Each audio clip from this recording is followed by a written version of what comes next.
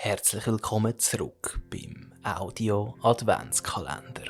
Jessie und der Max sind kurz davor, herauszufinden, was da unten im Keller abgeht. Viel Spass beim zweiten und letzten Teil von dieser Geschichte.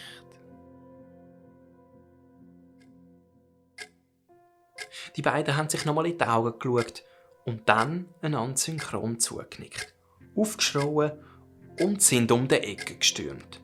Baseballschläger und Pfannen hoch in der Luft zum Zuschlagen. Was sie dann sehen, schockiert und irritiert die beiden bis in die Knochen. Aber nicht auf die Art und Weise, wie sie es befürchtet haben. Im Gang unten steht nämlich wieder der Heinz H., auch ist der Mann mit der schmerzverzerrten Stimme nicht am Verblüten. Was sie vorfindet, ist ein alter Mann in einem Samichlaus-Kostüm. Langer weisser Bart, roter Mantel, rote Hose.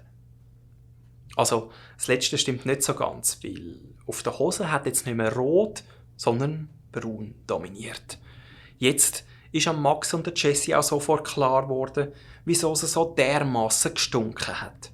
Vor ihnen ist ein völlig erschöpfter Herr im Samichlaus-Kostüm gelegen, der sich mächtig eingeschissen hat. Wo der Mann den künstlichen Bart unter das Kinn zieht, wird der Jessie und der Max klar, dass es sich dabei nicht um irgendeinen wildfremden Mann handelt. Jessie schmunzelt den Max an und meint nur: «Han doch gesagt, ist der Huber.» «Für den Huber hättest du wohl kaum einen Baseballschläger mit runtergenommen, oder? Gib's zu. Du hast auch gedacht, das sei der Heinz H.» Das Schweigen von der Jessie hat der Max als Zustimmung gedeutet. «Der Heinz, der ist doch eingebuchtet. Ich meine, das ist er doch noch, oder?» Jessie und der Max haben sich nochmal angeschaut und es fürs Beste gehalten, möglichst nicht auf die Frage einzugehen. Schliesslich hat der arme Mann in seinem Kostüm schon stark genug gelitten. «Was machst denn du in dieser Kluft, Huber? Fasnacht ist doch erst im neuen Jahr.» «Ich bin als Samichlaus unterwegs und Hans Müllers im 3. Stock besucht. Ewigs nicht mehr gemacht, aber definitiv ein grosser Spass.» Nichts für ungut, Huber, aber wenn Spass für dich so aussieht, dann kann ich persönlich darauf verzichten. Es hat ja alles so gut angefangen. Der kleine Liam hat das tolles Sprüchli aufgesagt, Säckli entgegengenommen, aber dann «Hat's Kocken zu geben?» hat sich's Jessie nicht verkneifen. Echt jetzt? Aber auch der Max hat sich das Lachen nur schwer verheben. Ja, macht euch nur lustig. Der alte Mann hockt in der Scheisse und das ist ja so zum Schiessen. Okay, ich habe es selber gemerkt, ja. Nein, sorry, Huber, wir lassen es jetzt. Aber was hast du eigentlich wollen sagen? Was ist schief gelaufen? Was ist passiert? Ihr wisst ja vielleicht, dass der gute Herr Müller in den letzten Monaten das Kochen für sich entdeckt hat. Heute hat er ein Chili gemacht.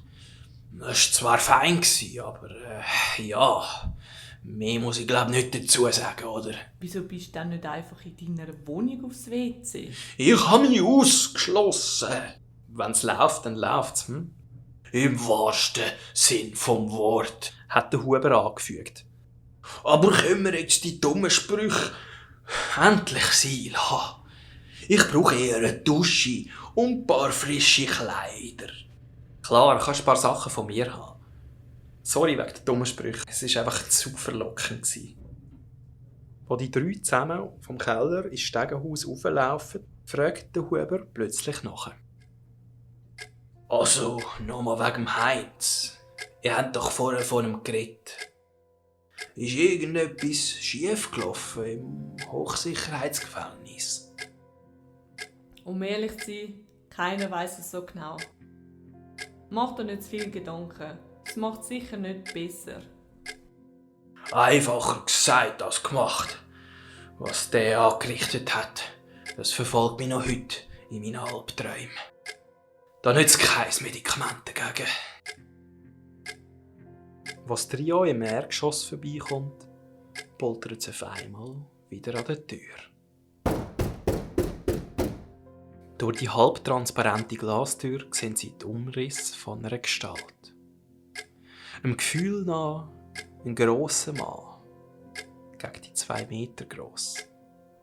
Auch der Heinz H. war mit seinen 2,5 Meter gross gewachsen. Das ist allen 3 sofort durch den Kopf geschwirrt. Und das haben sie auch nicht mit Worten ausdrücken, weil allen ist die Angst ins Gesicht geschrieben war. Nachdem der erste Schock verflogen ist ihnen aber bewusst worden, dass sie den Heinz H. vielleicht das dritte überwältigen könnten. Der Max hat jetzt seine Bratpfanne fest in der Hand, Jessie ihren Baseballschläger und auch der Huber war bewaffnet mit seinem Samichlaus-Stab. Mit dem hat er jetzt fast ein bisschen an Gandalf aus Lord of the Rings erinnert. Die 3 schauen sich nochmal an und der Max zählt mit Handzeichen von 3 runter. Dann reissen sie die Tür auf, schreien inbrünstig und sind auf alles gefasst.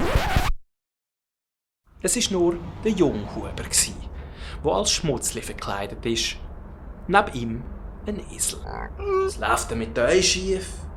hat der junge Huber nur gesagt. «Ich hatte keinen Schlüssel und der Esel hat Hunger.» Jessie, der Max und der alte Huber haben erleichtert aufgeschnauft. Durchs Geschrei ist dafür jetzt das halbe Wohnhaus am Fenster gestanden und hat das Geschehen an der Eingangstür beobachtet. Am Fenster ist auch der Vater Müller gestanden und hat nur runtergeschrien: «Habe ich Hunger gehört? Ich hätte noch Chili!»